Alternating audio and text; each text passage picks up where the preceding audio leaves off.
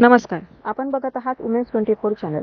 अमरावतीमधून एक मोठी बातमी समोर येत आहे। अमरावती पोलिसांनी मोबाईल चोरीच्या गुन्ह्याचा शोध घेत चोरलेले अनेक मोबाईल जप्त केले आहेत। ही आहे पोलिसांची दमदार कामगिरी। गेल्या काही महिन्यांपासून शहरात मोबाईल चोरीच्या घटनांनी नागरिक त्रस्त होते, पण आता गुन्हे शाखा, सायबर सेल आणि स्थानिक पोलीस ठाण्यांनी एकत्र येऊन केलेल्या कारवाईतून हे मोबाईल हस्तगत करण्यात यश मिळालं। विशेष म्हणजे दिवाळीच्या तोंडावर पोलिसांनी हे मोबाईल त्यांच्या मूळ मालकांना परत केले। पोलीस आयुक्त कार्यालयात झालेल्या पत्रकार परिषदेत वरिष्ठ अधिकाऱ्यांनी नागरिकांना सायबर सुरक्षतेची माहिती दिली। तुमचा मोबाईल सुरक्षित ठेवा, संशयास्पद बाब दिसल्यास तात्काळ तक्रार नोंदवा असा सल्ला त्यांनी दिला। ही कामगिरी अमरावती पोलिसांच्या समन्वय आणि कर्तव्य दक्षतेचं उत्तम उदाहरण आहे। आधीमध्ये विविध पोलीस स्टेशनला जे मोबाईल चोरीला गेले होते अथवा गहाळ झाले होते, असे बरेच मोबाईल जे आहेत रिकवर केलेले आहेत। सुमारे 171 मोबाईल आमच्या सायबरच्या टीमने आणि काही पोलीस स्टेशनने ते रिकवर केले, ज्याची किंमत जवळपास 26 लाखाच्या वर आहे। ते मोबाईल परत करण्यासाठी आम्ही आज सगळे मोबाईलचे जे ओनर्स आहेत त्यांना आज आम्ही बोलवलं होतं आणि त्यांना ते मोबाईल आम्ही आज परत केलेले आहे।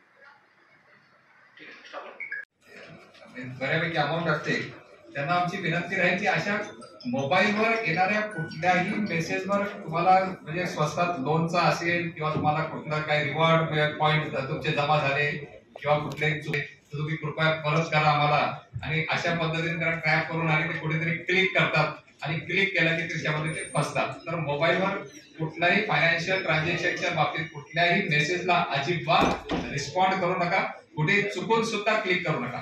आणि आता सध्या तर एआय टेक्नॉलॉजी आलेली आहे। एआय ची टेक्नॉलॉजी तर इतकी विलक्षण आहे की त्याच्यामध्ये तुम्हाला एखादी फोन येईल असं वाटेल की आपल्या मुलाचाच फोन आहे, त्याचाच आवाज आहे, इथपर्यंत की व्हिडिओ कॉल मध्ये सुद्धा तो तुमच्या घरच्या व्यक्तीसारखा तो दिसेल व्यक्ती, आणि तो तिथून काहीतरी तुम्हाला रिक्वेस्ट करेल की मी असं इथे अडकलो आहे, मला एकदम इमर्जन्सी मध्ये इतके पैसे ताबडतोब पाठवा वगैरे असं काहीतरी तो विनंती करेल। आणि आपण खात्री न करता काहीतरी जर केलं तर ते त्याच्यामध्ये परत आपण कुठेतरी बळी पडू शकतो। तर याच्यामध्ये असे जर कॉल आले कुठे तर आपण परत तो कॉल कट करून रेग्युलर कॉल लावून आपल्या त्या व्यक्तीशी, त्या संबंधित आपल्या नातेवाईकांशी बोललं पाहिजे आणि खात्री केली पाहिजे की बाबा हे फोन तूच केला होता का। त्याने जर फोन नाही उचलला तर त्याच्या घरातले त्याच्यासोबत इतर व्यक्ती असेल त्यांच्याशी बोललं पाहिजे की तो असं फोन आला होता, असं कुठे तो अडचणीत आहे का।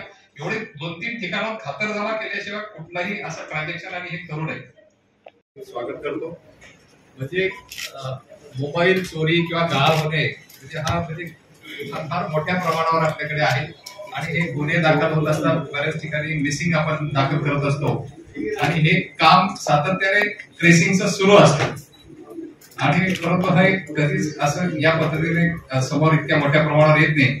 आमच्या सायबरच्या टीमने, त्याचप्रमाणे पोलीस स्टेशन स्तरावरचे जे आहेत, बंडेरा पोलीस स्टेशन असेल किंवा इतरही पोलीस स्टेशनने अतिशय चांगली मेहनत घेऊन हे मोबाईल ट्रेस केलेले आहेत आणि ते हस्तगत केलेले आहेत। आज आम्हाला आनंद होत आहे की दिवाळीच्या आधी या सगळ्यांना त्यांचं मोबाईल आम्ही परत करू शकलो आहे आणि या मोबाईल सोबतच आम्ही त्यांना एक सायबर जनजागृती जो महिना सुरू आहे आणि जो माननीय मुख्यमंत्र्यांच्या हस्ते ज्याची सुरुवात झालेली आहे या महिन्यामध्ये, त्याची एक पुस्तिका आम्ही तयार केलेली आहे की सध्या सायबर गुन्ह्यांपासून स्वतःला सुरक्षित कसं ठेवावं याची फार शॉर्ट मध्ये परंतु अत्यंत उपयुक्त माहिती या पुस्तिकेमध्ये आहे। या पुस्तिकेचं पण सगळ्यांनी वाचन करावं आणि पत्रकार बंधूंना माझी विनंती आहे की त्यांनी याचाही प्रसार करावा, जेणेकरून सायबर गुन्ह्यांबद्दल लोकांमध्ये जनजागृती होईल। आता हे मोबाईल देताना आणि त्या लोकांच्या चेहऱ्यावर जो आनंद दिसतोय ते बघून आम्हालाही समाधान वाटतंय की काहीतरी आपण त्यांना देऊ शकलो। तर आता परत माझी विनंती राहील सगळ्यांना की त्यांनी थोडीशी आपली मोबाईलची काळजी घ्यायला पाहिजे आणि थोडंसं, आणि त्याचे जे डिटेल्स असतात, म्हणजे बऱ्याच वेळेला आपण सेकंड हँड मोबाईल दुकानांमधून घेतो किंवा कोणाकडूनही असंच विकत घेऊन घेतो, तर ते न करता प्रॉपर त्याचा बॉक्स असतो, बॉक्सवर त्याचा EMI नंबर असतो, बाकीचे डिटेल्स असतात, ते सगळे डिटेल्स सह तो मोबाईल जर आपल्याकडे असेल तर त्याला ट्रेस करायला थोडंसं सोपं जातं आपल्याला। तर ती थोडीशी खबरदारी सगळ्यांनी जर घेतली आणि सगळ्यात महत्वाचं म्हणजे आपल्या वस्तूची काळजी घेणे, हे पण मला वाटतं आता इतकं सगळं अनुभवानंतर ते सगळेच घेतील। तुम्हाला काय वाटते कमेंट मध्ये सांगा आणि आमचं चॅनल सबस्क्राइब करा।